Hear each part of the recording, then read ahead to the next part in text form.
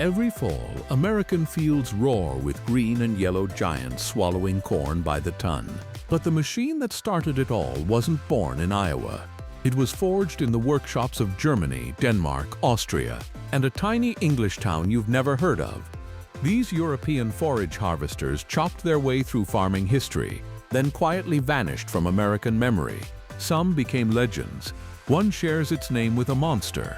Here are 10 the world forgot. Number 10. New Holland FX Series, Belgium. Let's start with a twist, because the self-propelled forage harvester actually has American roots. Back in 1961, in the town of New Holland, Pennsylvania, engineers took a successful pull-type chopper and bolted it onto its own chassis with its own engine. They called it the SP818, and it kick-started more than half a century of development. It ran a single-row header and chewed through North American maize. But here's the thing.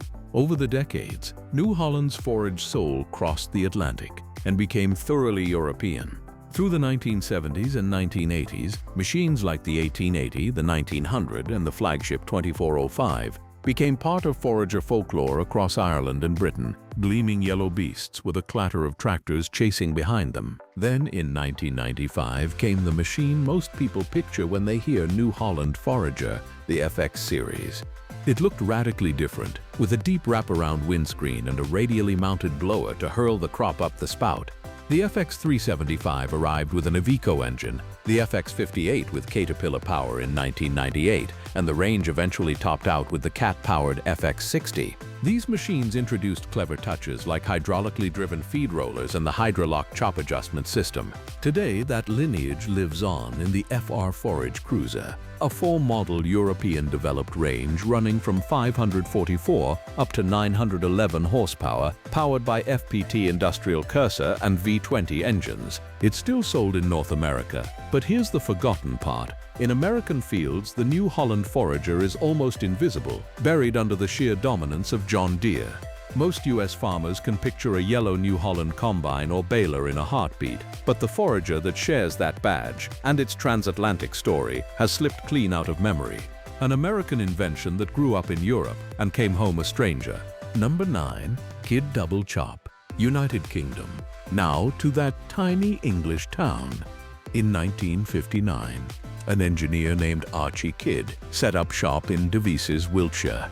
He started out building heavy flat rolls for pasture preparation, about as humble as farm machinery gets. But Kidd read the moment perfectly. In the 1960s, British and Irish farmers were abandoning the back-breaking gamble of haymaking and turning to silage, cutting grass while it was green and preserving it wet. What they needed was a cheap, simple tractor-powered machine that could chop grass and blow it into a trailer without costing a fortune. In 1967, Kidd delivered exactly that, the double chop forage harvester. Say the name Kidd to an older farmer in Britain or Ireland, and their mind goes straight to those words, double chop. The machine cut and chopped in one pass, could lift freshly mown or wilted grass, and could even tackle whole crop cereals like barley and wheat. It needed only around 70 horsepower to run, which meant almost any farm could afford to make its own silage. For thousands of livestock farmers, a Kidd was the machine that made modern grassland farming possible. Kidd went on to build clipper mowers, straw choppers, and toppers, becoming one of the best-known names serving the livestock sector. But times changed, and Archie Kidd himself saw the writing on the wall. The days of low-tech trailed foragers were numbered as self-propelled precision chop monsters took over. In 1993, Kidd was absorbed into the giant Kverneland Group and slipped into anonymity. There was a brief attempt to revive it, a management buyout in 2003. Production shifted abroad, but the market had already moved on, and quality problems and a brutal downturn finished the job. In June 2006, the company ceased trading altogether. A whole generation learned to make silage behind a Kidd, and today the brand survives mostly in the memories of the men who ran them and in vintage machinery clubs. Across the Atlantic, almost no one has ever heard the name at all. Number 8. Pöttinger MEX, Austria. Head into the Alps and you'll find a family firm founded all the way back in 1871, Pöttinger, based in Grittkirch in Austria. This was a company shaped by mountain farming machines designed to work on brutal slopes where full-sized equipment simply couldn't go. They built motor mowers that could handle gradients of up to 80% and conveyor rakes that revolutionized haymaking on steep ground. But the machine that earned Pöttinger a permanent place in forage history arrived in 1969, the MEX maize forager. Pöttinger took the chopping technology it had developed for its loader wagons and adapted it into a trailed maize harvester, and it was an overwhelming success. Later, they swapped the cutting drum for a flywheel design, boosting its efficiency and throwing power. Here's the detail that tells you how big it became. The MEX was so common across German-speaking Europe that the word Mexen entered the farming vocabulary. Farmers didn't say they were chopping maize, they said they were mexing. When your brand name literally becomes a verb, you know you've made history. To this day, Pöttinger still builds trailed MEX foragers, flexible machines that let a farmer chop maize and grass economically behind a tractor of around 220 horsepower. But Pöttinger also did something clever. Rather than chase the self-propelled arms race, it doubled down on a completely different philosophy. In 1999, it launched the Jumbo Loader Wagon, a machine that mows, chops, and hauls the crop all in one, cutting out the separate forage harvester entirely. With dozens of knives and a huge load volume, the modern Jumbo can genuinely rival a self-propelled chopper on the right farm at a fraction of the running cost. That loader wagon approach is enormously popular across the Alps and much of continental Europe, and almost completely unknown in the United States, where the culture is all about self-propelled horsepower. Pöttinger's whole way of thinking about forage is a road America simply never took. A brilliant, practical, deeply European idea that most American farmers have never even seen. Number 7.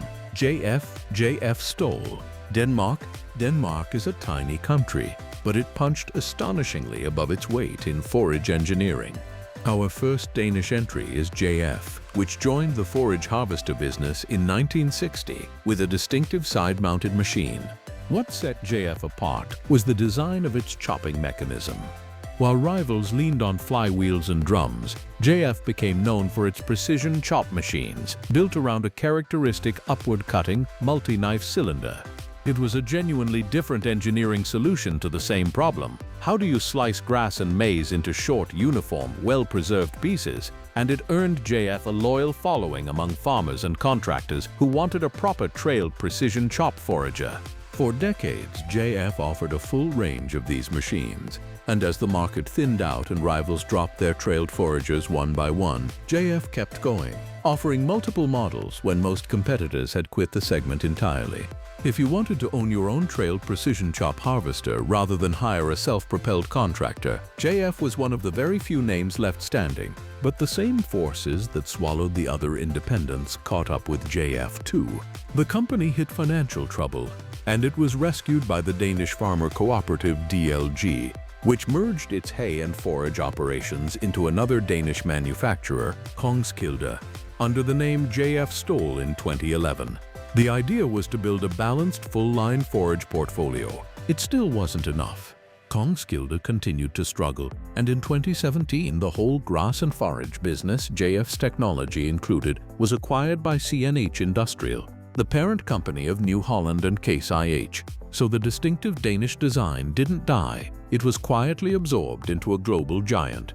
The JF badge that once stood for a clever, independent Danish idea faded away, and its engineering vanished into someone else's catalog. In America, where the name barely registered in the first place, JF is a footnote, a brilliant little Danish company that helped keep the trailed forager alive long after everyone else gave up. Number 6. Taarup. Denmark. Our second Danish legend is arguably the most influential forage brand almost no American remembers, Taarup from Kerteminde. The story starts with a transatlantic handshake.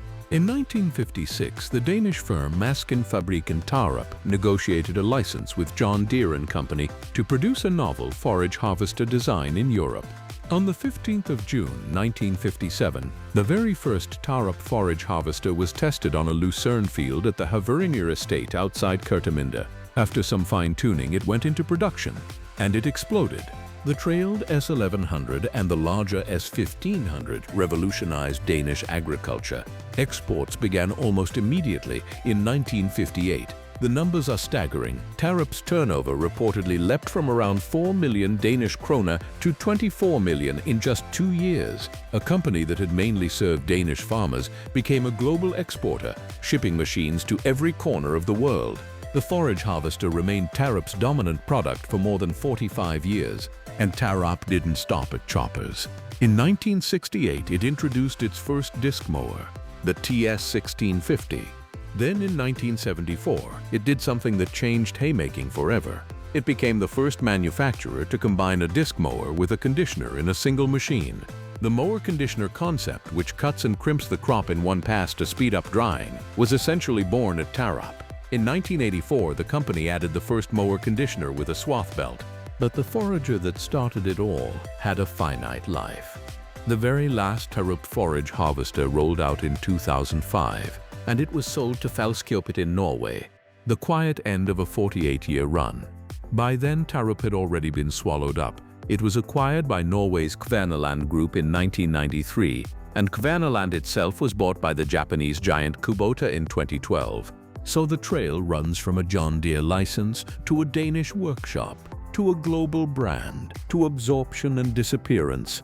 Taarup shaped how the entire world mows and chops grass, and its name has been all but erased from the machines it inspired. Number 5. Fendt Katana, Germany. Now we jump back to modern Germany, and to a machine with one of the coolest names in all of agriculture. Fendt, the premium tractor brand from Marktoberdorf, owned since 1997 by the American giant AG Co., spent most of its history without a forage harvester at all. Claas and John Deere had ruled that world for decades, and breaking in looked nearly impossible. Fendt did it anyway. In 2010, at the big machinery shows, it unveiled a self-propelled forage harvester making around 650 horsepower. The first machines were delivered to customers in 2012 as the Katana 65, and that name was no accident. The Katana is named after the Japanese longsword, prized for its sharpness and its durability. It's exactly the image you want on a machine whose entire job is slicing crop cleanly, all day without failing. Fendt's late entry could have been a disaster, but the Katana quickly proved itself. Within just 2 years of the first delivery, 100 machines had been built. A bigger brother followed, the Katana 85, packing a 12-cylinder engine and around 850 horsepower, first delivered for the 2014 season. Later generations swapped through engine suppliers, from Mercedes-Benz to MTU and eventually Liebherr, and the whole range is assembled at AG Siko's specialist harvesting plant in Hohenmausen in eastern Germany. Operators who've sat in one rave about the cab. Some have called it one of the nicest in the entire industry. Contractors who took the gamble and bought a Katana instead of a Claas or a Deere have reported excellent chop quality and the capacity they needed for both grass and maize season after season. And yet, in North America, the Katana is almost a myth. Fendt's tractors have a passionate following in the US, but the Katana forager has never established a real presence there. It remains overwhelmingly a European machine. For most American farmers, a green Fendt forage harvester with a Japanese sword's name is something they've maybe seen in a video, never in a field. A world-class chopper hiding in plain sight on the wrong continent. Number 4. Mengele, Germany. Here's the one from the hook. The machine that shares its name with a monster, and it deserves a careful, honest telling. Mengele was a long-established Bavarian farm machinery firm based in Günzburg in southern Germany. The family business dated back to the 1870s and originally built woodworking machines, only branching into agricultural equipment in the 1930s. Over the decades, it grew into one of the most successful farm equipment makers in Europe, and forage was central to its identity. Mengele built loader wagons and forage harvesters, including big self-propelled models like the Mammoth and the SF series. Mengele even reached across the Atlantic. In 1973, the brand entered the United States through a joint distribution venture known as KMN, Krone Mengele Niemeyer, putting German forage engineering in front of American farmers. But there is a genuine shadow over that name, and it's not a rumor. The Mengele family firm was owned by the family of Joseph Mengele, the Nazi doctor at Auschwitz. After the war, he fled to South America, and the family business carried on in Germany. In 1986, the company was rescued from bankruptcy by the state of Bavaria. It's an uncomfortable, well-documented piece of history, and it's part of why the name eventually became something the industry preferred to leave behind. Setting the history aside, the machines themselves were serious kit. Mengele understood that as self-propelled foragers took over in the 1970s and 1980s, the old trailed machine makers faced a brutal choice: build your own self-propelled unit or die. Mengele tried, producing a range of self-propelled harvesters, including clever, lower-cost power unit designs that a chopping head could be mated to. In the end, though, Mengele couldn't survive the consolidation that reshaped the whole sector. The brand faded from the market, its models scattered into the used machinery world where a few dedicated enthusiasts still restore and run them. A company that was once a European powerhouse, undone by economics and forever marked by a name it couldn't escape. Number 3. Kemper, Germany. This next one is the most used forage machine in the world that almost no one can name, because it's not the chopper, it's the business end that eats the crop. Kemper, based in Stadtlohn in western Germany, is the quiet genius of forage harvesting. The company's roots go back over a century, but its forage story really begins in 1969 with a single-row maize harvester nicknamed the Maize Wolf. That was clever, but the real breakthrough came in the mid-1980s. In 1986, Kemper introduced the Champion, the first row-independent maize header. Think about what that means. Before Kemper, a maize head could only harvest corn planted in the exact rows it was built for. The driver had to line up perfectly, row by row. Kemper's row-independent design smashed that limitation. Its header could gather and feed corn regardless of the row spacing or even the direction the crop was planted, dramatically increasing how fast and how flexibly a forager could work. It was one of those inventions that quietly changes an entire industry. Kemper got so good at this one specialized job that in 1997 it was acquired by John Deere, and yet it still operates as its own company in Stadtlohn, with around 330 employees building headers, pickups, and kernel processing crackers. And here's the mind-bending part. Kemper builds these heads to fit everyone. Its attachments bolt onto Claas, Krone, Fendt, New Holland, and John Deere machines alike. The company claims that roughly half of all the forage harvesters of the major brands worldwide are fitted with a Kemper maize head. Let that sink in. Every autumn, all across America's dairy country, self-propelled foragers of every color roll through cornfields devouring the crop. And there's a very good chance the row-independent head doing the actual eating was engineered by this one focused German company. Farmers watch it work every single season and never learn its name. Kemper is the forgotten heart of the harvest, hiding on the front of somebody else's machine. Number 2. Krone BiG X, Germany. Now for raw, ridiculous power. In the early 1990s, Krone, a family firm in Speller, Germany, made a strategic bet. It left the tillage and manure spreader businesses behind and decided to focus entirely on grass and forage equipment, chasing a niche where it thought it could lead the world. Then it stunned the entire industry. On the 20th of May 2000, the first Krone BiG X self-propelled forage harvester rolled off the line.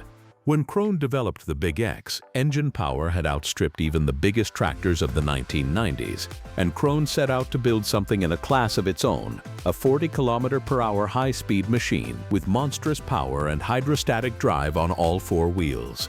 Here's a fantastic detail. Krone publicly marketed that first machine as a 540-horsepower forager. But in reality, the Mercedes-Benz V8 under the hood produced around 605 horsepower.